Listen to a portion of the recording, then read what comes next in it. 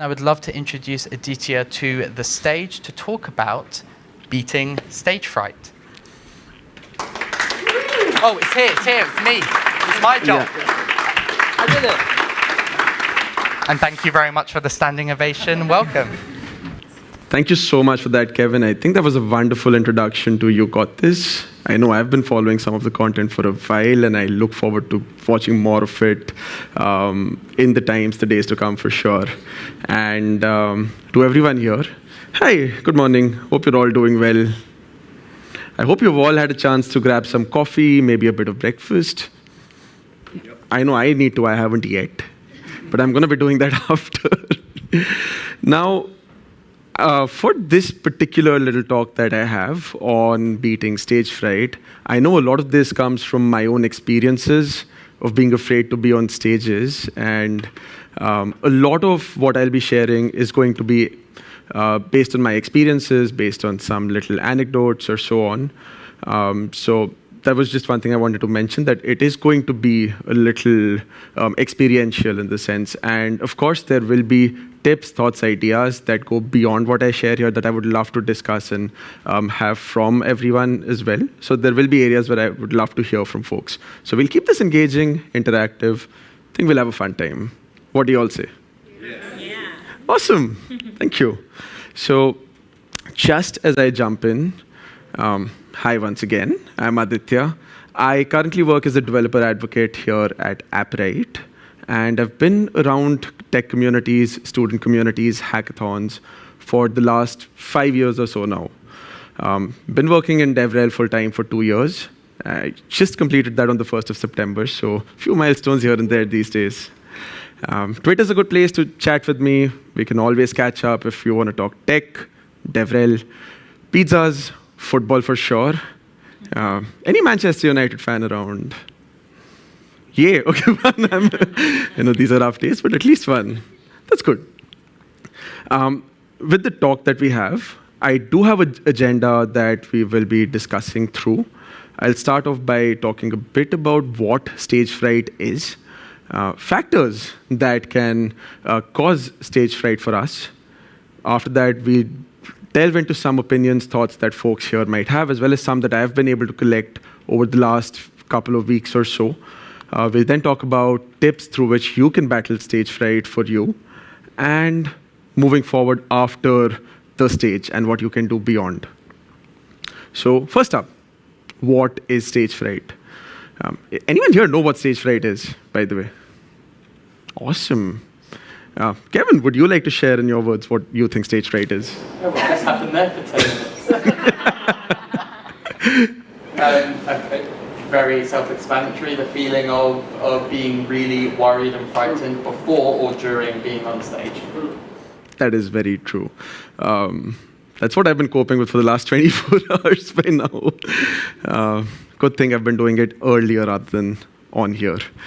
Now, when we talk about a specific definition for stage fright, of course, the term there, it is quite self-explanatory, but I wanted something a little more extensive, a little more full as a definition. So I went ahead and asked ChatGPT what. In fairness, though, the definition was actually not too bad. What it referred to for stage fright was a phenomena, a psychological phenomena that is characterized by feelings of nervousness, fear, apprehension, unease that individuals experience when they're required to perform in front of an audience, which is quite apt. Because there are instances, right, when we're up on stages, all of us probably within our professional careers as DevRel, we've had opportunities, chances to be on stages, and there can often be a feeling of uneasiness, especially in the early days. That feeling, that's what stage fright is. And it is characterized by a few symptoms. Symptoms such as an increased heart rate, just feeling the blood pumping. I think that's something that very apparently is felt when you're experiencing the stage fright. It could be nausea, having giddiness in your stomach, just feeling like you want to puke at that point of time, which I think I've been through a fair few times. Inability to concentrate.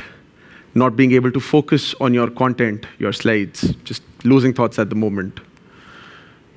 Rapid breathing, sweating, that definitely is something that I have personally experienced a lot. It does quite well go in with the point of increased heart rate. It's an outcome of that. And lastly, dry mouth. Just feeling that you've got no saliva, your mouth's dry, you're not able to speak. These are some very, very common symptoms of stage fright that we do experience if we're going through this phenomena. But these, of course, are symptoms. These are how we're able to understand that we're going through this. There are certain factors behind this. And as you tackle stage fright, it is important to understand the factors that could cause this, right? Otherwise, you're trying to tackle with these symptoms, but you may not actually solve the problem underneath, the problem behind. So as we talk about factors that cause stage fright for us, the first one that comes to mind is fear of judgment. I think this, for me, was the biggest factor as I started getting onto stage, just wondering what everyone in this audience is going to be thinking about me. Just one little mistake and you're gone. That repetition's done in, you're never going to come to stage again. I think that was always a big concern for me. So fear of judgment's definitely a big one there. Fear of failure was another. What if my intended content did not reach the audience in a way I wanted? What if people did not understand? What if it didn't work out? Inexperience, for sure, is another one. And this is something I believe everyone here is going to go through. We all have our first talks. We all have our first presentations. And it's all right to be nervous about that, right? Because this is a new experience. So inexperience definitely can cause stage fright there for you. Self-consciousness is another one. The moment you're so worried about how you're going through this experience that you end up focusing more on just dealing and battling with your own thoughts at the moment rather than working through the content. Self-consciousness definitely can be a hampering factor there. Perfectionism. You've prepared that presentation a month in advance. You've practiced, delivered it 8, 9, 10 different times. And at that moment, you just misspell one word or you've got one word pronounced wrong and it all goes off. Perfectionism has definitely been another big one for me. That's something I had to learn to forgive myself for over time, for sure. So yeah, these are some big ones. There are a few more that I have here as well. One being past negative experiences. If you're someone who's spent some time on the stage, you've had a few rough experiences, I think that always comes back to mind because it does further and further enforce a sense of self-doubt. It can do that. It is very much possible. Social comparisons between peers around us, especially when there are folks with newer or maybe more extensive sets of experiences. The moment you see distinctions across that, it is very easy to start comparing across the peer group you're a part of at that moment.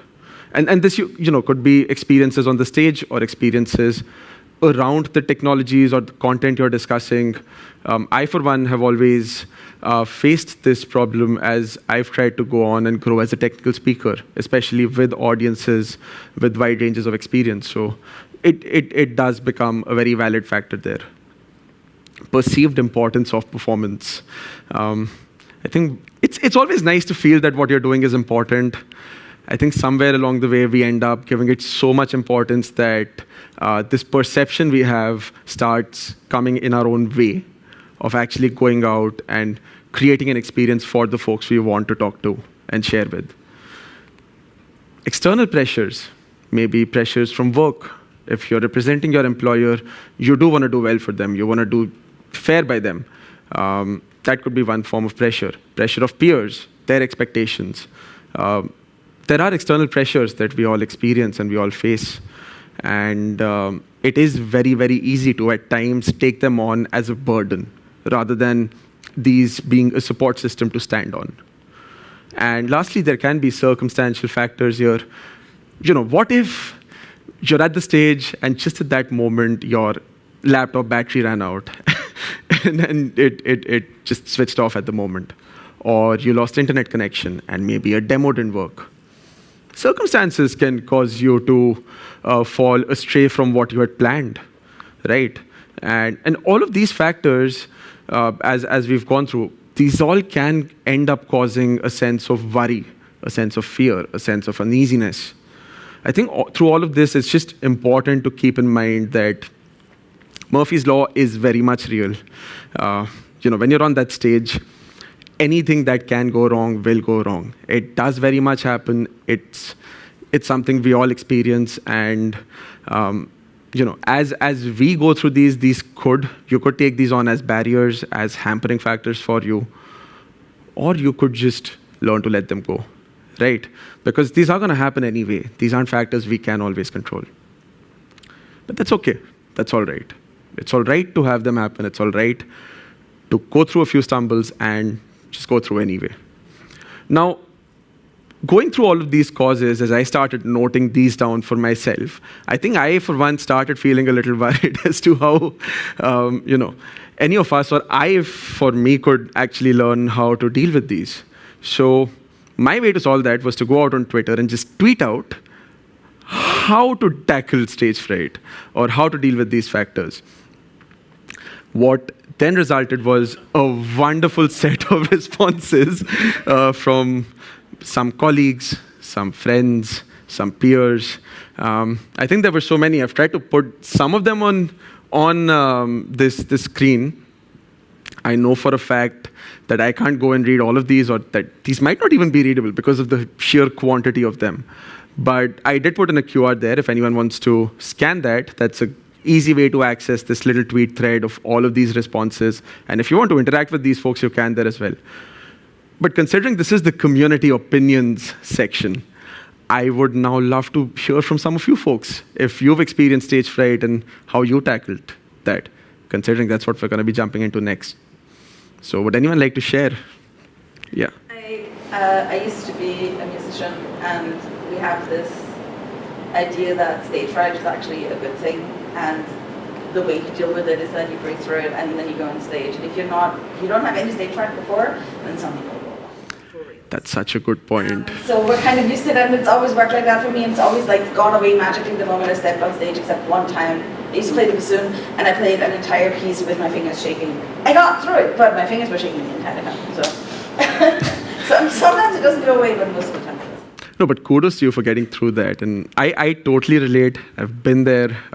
I think the first time I was on stage was as a part of a choir, so definitely relate. Oh yeah, I was a solo. Yeah. I think we had the, yeah. I can back that up. I was a ballet dancer before I came into tech, and most of the times you train a lot. You train your talks, and when you go on stage, you have the feeling you know nothing at all, but you have a muscle memory, so you can believe yourself, or you can rely on that. That the moment you go on stage, you just work through the talk, you work through the dance, because your muscle memory works quite good. So if you train enough and train your talk, your body will take over, and the moment you see the stage, it gets better. Wonderful, thank you. I still do this, but when I first started talking, I used to fiddle a lot with my clothing, and like I was doing tech talks trying to develop as well as a developer. I constantly fidgeted, and someone gave me the advice towards me. My hands like, you got a clicker, but if you don't have a clicker, like a pen or water bottle, and you fiddle with that, and that kind of like calmed me down. I still a lot, but at least I don't fiddle as much. Yeah? Oh, I know Kevin's had his hand up. Yeah. Someone once told me that your whole audience wants you to succeed, yes. Like they're there because like I'm here right now because I want to learn about beating stage fright. The odd thing goes wrong, whatever, like I'm here because I want you to succeed. Tony, yeah. Yeah, I agree with that. You are there, the audience wants you to succeed, they will help you. If it goes wrong, they'll be patient. I was taught, it only works for some people, that if you can move a bit of the room, make it your physical room, move a chair, move the podium, take the space as yours. That, for some people that can help. It helps for me, not for everyone. And practice. Practice is really hard, especially if you're away from any real people, and it's really hard to practice in front of your laptop or your mirror or whatever by yourself I, for one, feel stupid when I do that. It still helps. The muscle memory thing is real. I'll go with that. So I don't practice, but I write out the whole talk as like a script first, Yeah. and then I just reread it on the tube and everywhere, just read through, and then I don't look at it again. And no one solution works for everyone, so go over everyone's solutions and pick the ones that help you. Don't worry if other people's solutions don't work for you, go for what helps you.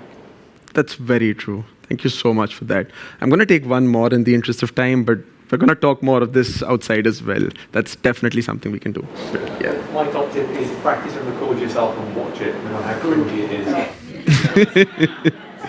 And I was a teacher for 20 years, and you develop weird tics and behaviours to cope with the stage fright. But that's all people see when you go up on the stage. So watch yourself back and pick up on your weird tics and your behaviours and stuff. And I bet most audiences are less judgmental than kids in school. Oh, 100%. I think we've had some awesome points here. A little round of applause, please. Wonderful. Now, I have a little anecdote as well for me as I get into how I started to learn how to tackle stage fright. I studied at a residential school. That was 6 years for me, 6 good years. And one incident is, there is this incident I had. This always stands out for me. And this was as a part of a one-act play that I was a part of as a supporting cast member for my house. And this play, it was a rendition of Cyrano de Bergerac. It featured a war scene. Now, in this war scene, I was supposed to get charged on and killed, essentially. And when you're in a play, and you're getting stabbed, what happens is that whenever someone comes to stab you, it always goes in the armpits. Because you're standing on the side, it goes through, so it looks like it's gone through you, but you're not actually bleeding out at the end of it. So it works out well. In this scene, however, I got struck in the middle of my chest. And I had to roll off after that without screaming, and then come back on just after, because it was 20 years later and I was a part of the audience of this person who was telling the story of the war. So when I'm on stage now, whatever happens, no matter how wrong, it's not going to hurt as much as a blunt wooden sword in your chest.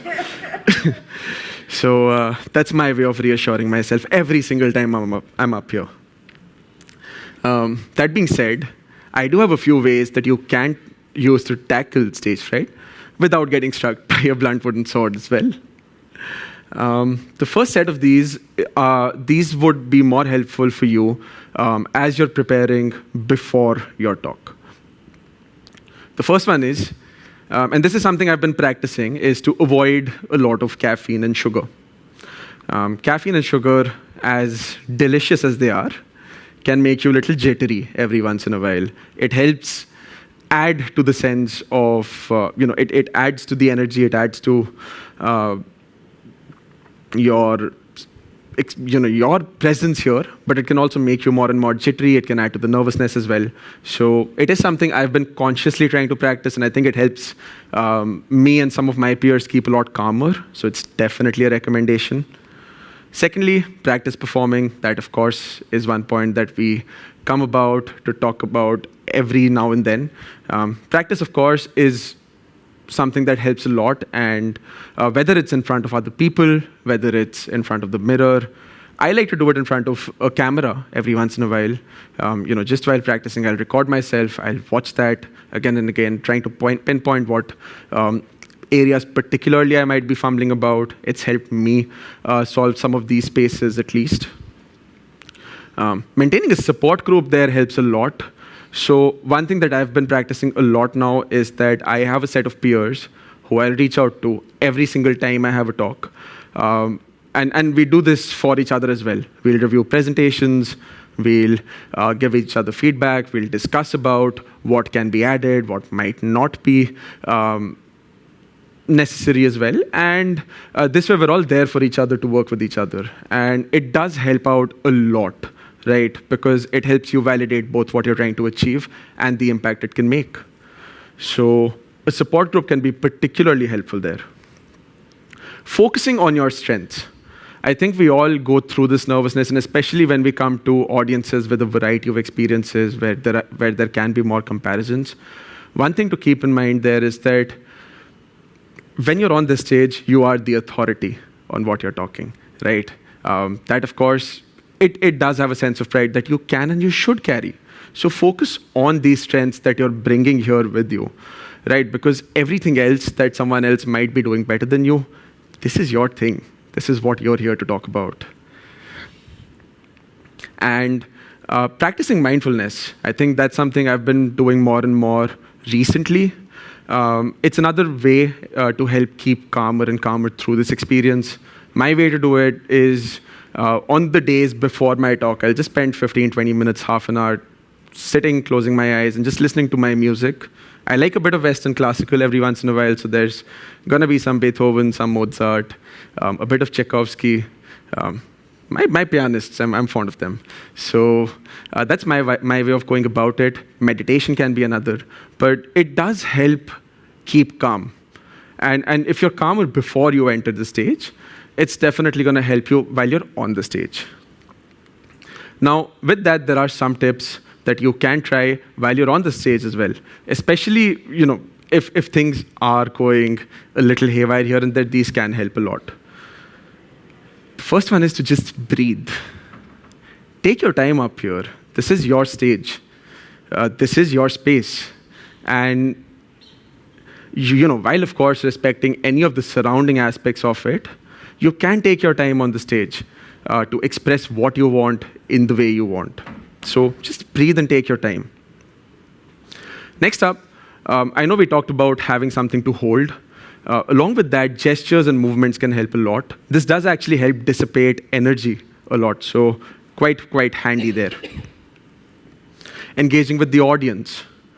One thing that engaging with the audience does that can actually be a big fear-creating factor is that it humanizes everyone around you, right? Whether that is by interactions, whether that is by taking thoughts, whether that is by meeting people before you get on the stage, it does help a lot. So engage with your audience. Laughing at yourself. I think that's probably the most important thing. I know there are times when we fumble, there are times when things might go wrong, and the fact is that, as we've already heard, the audience does want you to win anyway. It's okay if things aren't going right. The best thing you can do there is just laugh at yourself, maybe crack a joke and move on. Why not? And yes, remember your purpose. The truth is that if you're on the stage, whether it's your own event, your own talk, or someone else's, you're there to fulfill a certain purpose. And as long as you keep that in mind, you're going to be good to go, regardless of whether you think your content might be appreciated or not, because it's been accepted anyway. So don't worry about it. And I know we're getting closer and closer to time, but I do have just the last few points of things you can work on as you go beyond your event or beyond the talk. The first thing is, again, just relax, take a breath. It's over now. You can take a break and just chill for a bit, right? It's always good to gather feedback after the talk from people around you. It's always great to listen to other opinions. If it's constructive, it's going to help you, for sure. Rewatching the game film. One thing that I love to do is looking at my own recordings, because that, again, just like while you're preparing, is a great way to pinpoint areas where you might have faltered, things to fix for yourself next time. Tracking micro wins. Especially if you're a newer speaker, one thing that you can practice is picking out specific points or areas that you achieved through this experience, things that you accomplished throughout, and keeping a note of them. My way to do that is actually writing them out on a sticky note and putting them up for me, because the moment I write it, it becomes real. So tracking micro wins is a big win there. It does help boost a lot of self-confidence through the process. And getting on that stage again. The only way you get better at it is by doing it more and more. That's one thing with stage for sure. So the more you get on that stage, the more you will make it your home. And yes, lastly, it is okay to be imperfect. It's okay to make mistakes. Just get on that stage anyway. With that, I bring my talk to an end. Thank you so much.